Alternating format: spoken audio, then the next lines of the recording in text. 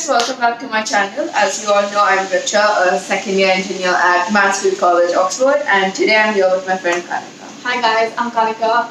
I just finished my first year at St. Peter's College and I study economics and management, and I'm also an international student from Bangalore, India. Yeah, so funnily enough, Kanika and I went to the same school in Bangalore, but she's a year younger to me. So what subjects did you do at school? So I did math, physics, chemistry, computer science and English. Yeah, we went to National Public School, NPS, in Bangalore, which is you'll find a lot of people from there in Oxford, basically. Yeah, and it's CBSE board, which is this Indian. It's the Indian National Board, yeah. Yeah. And how far back did you decide you wanted to apply to Oxford? I think I decided 2 months before I actually applied. I mean, I knew I was going to apply to the UK, but I decided between Oxford and Cambridge probably 2 months before I applied. And what made you choose ENM? For me, it was more of a process of elimination. So I realized I didn't want to do physics, chemistry, or computer science. And then I really want to do math. So I thought of applying for, but I didn't want to do straight math. So I decided to do economics and math because my sister is studying economics at uni, and my dad's a CA as well. So family, yeah. I guess. Family line runs in the family. Yeah, so that's why I decided to do economics and math, but Oxford doesn't offer that as a course. So I applied for economics and management at Oxford. Right. And did you submit an open application or did you apply to a specific college? I submitted an open application because this sounds really bad on me, but I didn't know about the college system. What? So I had a friend who was applying to Cambridge, and I asked him what to do, and he was like, just click the open application box. Wow. Wow. Okay. And so, talking about the UCAS application, how did you write your personal statement? I guess my sister had already written her personal statement, so I took inspiration from that. And what I'd say about the personal statement is don't try to be someone you're not. And anything you say, try to back it up with evidence. Don't just say you're interested in economics, but talk about maybe why you're interested or how you've shown interest in the past. And I guess don't try too hard in the sense, don't try to use flawed language just for the sake of it, unless it actually adds something of value to your personal statement. Also, some advice I got about editing essays was to try and read out the essay, because apparently a different part of your brain works on it when you read it out compared to when you're just reading it in your head. So that helps apparently. Those are really good points, actually, and I had no idea about the reading of things. So yeah. Okay, so the next step, of course, is the entrance test. And when I had to write my entrance test, I actually had to fly to another city, Chennai, because Bangalore at that time wasn't a test center, unfortunately. But it was for me. Yeah, okay. So you didn't have to travel anywhere, basically. I mean, have you seen Bangalore traffic? Fair point. And how did you prepare for the test then? So I had to give the thinking skills assessment, and for that I basically just looked at past papers that are there online and solutions. But the thing about the TSA is that more than what's in the questions, it's about how you take the test. So if you've ever written the SAT or something, it's more about getting the right skills to write the test instead of the question itself, if that kind of makes sense. And I guess what I'd say is that when you do the papers, just don't do it and be done with it. But when you look at solutions, try to analyze where you went wrong and why you went wrong. And that helps you learn much more rather than just doing the other thing I said. Yeah, that's right. I mean, I completely agree. You need to practice and develop your analytical skills. I think that's key. And how did you feel coming out of your test? I was actually happy when I came out of my test, but that's for a completely different reason. I wrote my TSA test with 102 degree fever, and I took medicine and coffee together before I went in for my exam. So I was just exhausted, and I don't remember the test at all now. I I was just happy that I was done with it. Yeah. And honestly, I thought it would have gone really bad. I mean, yeah, that's like a really tough time to write a test. Like now I'm happy you didn't have to fly to another city to write it because then you would probably be like dead. Yeah, and so obviously you did very well on the test to make it into Oxford. And then the next step, of course, is the interview. And how did you prepare for the interview? Because you didn't really study economics before, right? Yeah. So what I did was that I watched these YouTube videos. There's a YouTube video series called Crash Course Economics.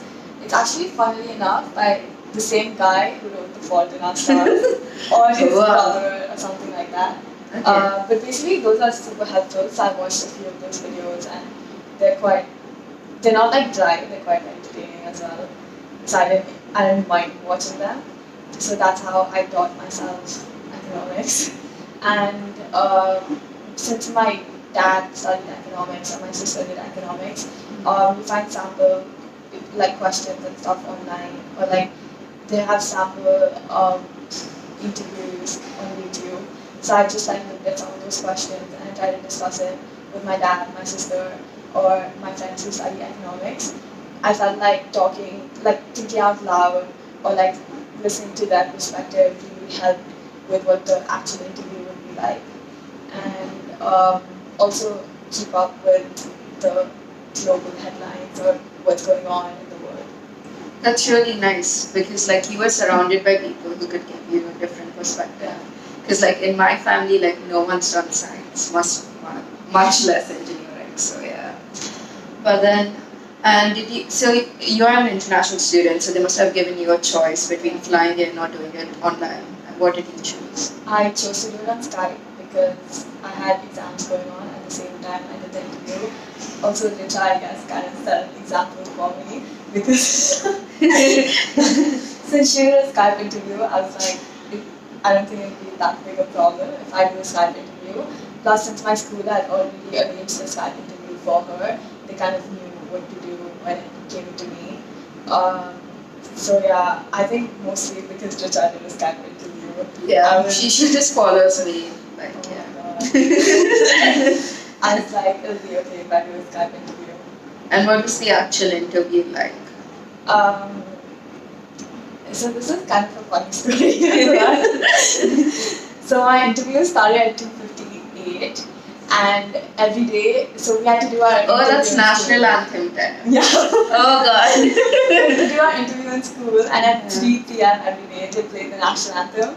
So as soon as my interview started, they played the national anthem very loudly through school, and I forgot to get earphones or headphones, and my interviewers were just like, "What is going on in the background?" So it didn't really go off to a good start. Did you stand up to pay respect to the national anthem? I'm not really sure. I think I was half standing, half not standing. I don't remember anymore. But then they like really try to make you feel comfortable. So they started off by asking me my name. I think they knew my name. Didn't ask me my name. So they started off by asking you a couple of questions to make you feel comfortable, like how are you doing and how's your day been. And then after that, they asked me questions from things that I written in my personal statement. And so I had my economics and management interview together. So it's just one long interview. So I had my economics part first, and they asked me questions like, they asked me a question on urbanization. So there were some discussion questions, and there was a problem question as well. So they gave me information. I had to form an equation and then solve the equation. And for management, also they asked me 3-4 discussion kind of questions. One of them was how important are patents, trademarks, and copyrights, and how long should they last for. But the interview it wasn't like a Q&A or anything. It was more discussion based. Like they tried to get you to the right answer, or they tried to get you to think of things in different ways. But I guess, especially for discussion questions, try to like stick to your viewpoint and don't get swayed easily. Like make sure you can argue your initial stance. Also, as soon as they ask a question, you don't have to answer immediately. Like, it's okay to be like, can I have a minute to think about it, instead of just going off with whatever comes to your mind first. Yeah, I mean, I agree. Like, they're really friendly, and it's like basically modeled in the form of a tutorial, and they just want to see whether you work well in a tutorial system. So, yeah, it's not a really like they don't set up a really high pressure environment or something, and it's okay to like get it wrong. Yeah.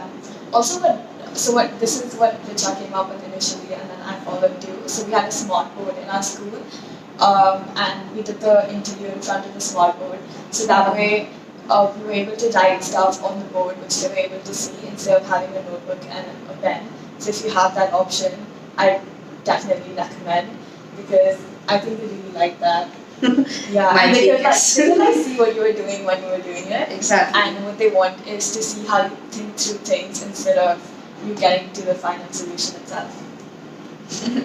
And how did you feel at the end of the interview? Did you feel like you had completely aced it, or were you like, oh my god, I have no hope of getting into Oxford? I wasn't sure how I felt. I actually quite enjoyed my interview. And I think by the end of it, I was so relaxed. I was telling Richa this before as well. But I was just sitting on the table. I had one arm on the table, and I had to use a dongle because my school didn't have Wi-Fi. And I was just playing with my dongle, looking out the window while talking.